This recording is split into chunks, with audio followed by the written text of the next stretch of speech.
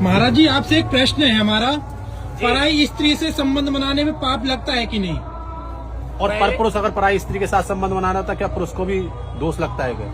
सबसे बड़ी बात सभी माताओं और सभी भाइयों से निवेदन है मेरी कि हमारे बातों को मिथ्या ना समझे, पहले समझ ले, फिर बातों को सुने।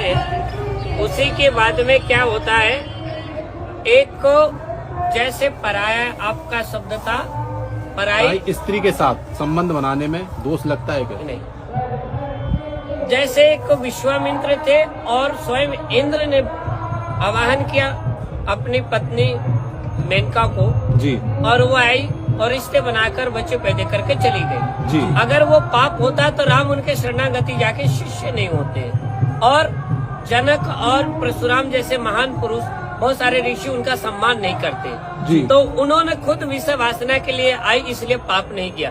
विश्वामित्र ने कोई जबरदस्ती नहीं किया जी। उन्होंने तो और कहा कि प्रभु एक बार हमारे साथ में रिश्ते बना लीजिए जी, और निवेदन भी किया, तब जाके उन्होंने कुछ किया जी।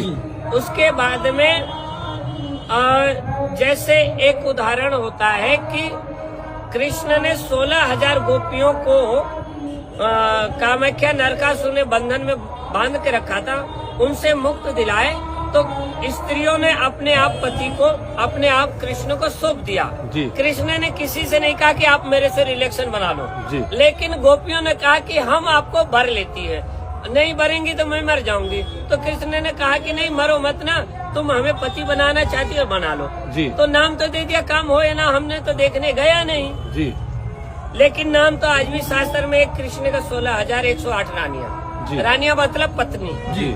तो रानिया ने जो किया, जो कृष्ण ने किया, कोई पाप नहीं लगा। ऐसे ही एक वेश्या है, वेश्याओं के पास में एक पुरुष लोग जाता है जी। पुरुष लोग जाता है, पैसा देता है, काम करता है, चला आता। अगर ये पाप होता तो उस वेश्याओं के कॉलोनी में आग लग जाती, जैसे लंका में आग लग गई है ना जी। तो आज भी ऐसे वेश्यालय बड़े बड़े नगरों में है, बहुत सारे नगरों में है। हमें तो नहीं मालूम पर पब्लिक सुनाती है, सुनता हूँ। कान बहरे नहीं, आंख अंधे नहीं, मुंह गूंगा नहीं, नाक का सुरंग चल रहा है तो मैं सुनता रहता हूँ। तो वेश्याओं के नगर में या वो पुरुष मर जाता या तो वो स्त्रियां मर जाती। तो वहाँ प्रेम की बात है, दुकानदारी की बात है, उन्होंने सामान लेना, उन्होंने सामान देना, अपना जय श्री राम बोलना जी। तो वो कोई पाप नहीं। प्रेम में कोई भी कार्य करे तो कोई दोष नहीं, जबरदस्ती तो पत्नी के साथ भी करे तो पाप है। अगर पति परेशान करके रखे और पत्नी फिर मैके भाग जा तो वो भी पाप है। जैसे ओशो रजनीश ने कलिकाल में आकर संभोग से योग साधना में दिखाया। तो कहने का तात्पर्य है, जो खुद को हाथ जोड़कर मांगे और या पुरुष बोले, जैसे सूर्य की पत्नी दो थी, एक छाया एक और थी जिसका नाम मुझे याद नहीं है। तो स्वयं सूर्य की पत्नी बोलती है अपनी छाया से कि हे देवी तुम हमारी पत्नी की इच्छाओं पूर्ति करो। तो वो जाती है सूर्य से रिलेशन बनाती है, रिलेशन बनाने से शनि देव पैदा होते हैं जी। ये शास्त्र बात है। तो बताओ सूर्य की दोनों पत्नी हुई ना, तो पहली पत्नी तो उसने भेजा ना, तो पहली जब पत्नी राजी हो रिलेशन के लिए तो कोई पाप नहीं है। और प्रेम में कुंवारे हो तो भी कोई पाप नहीं, पर करने के बाद में धोखा नहीं देना चाहिए, मर्डर नहीं करना चाहिए, छोड़ना नहीं चाहिए और उसको अपमान नहीं करना चाहिए। ये सबसे बड़ा पाप है।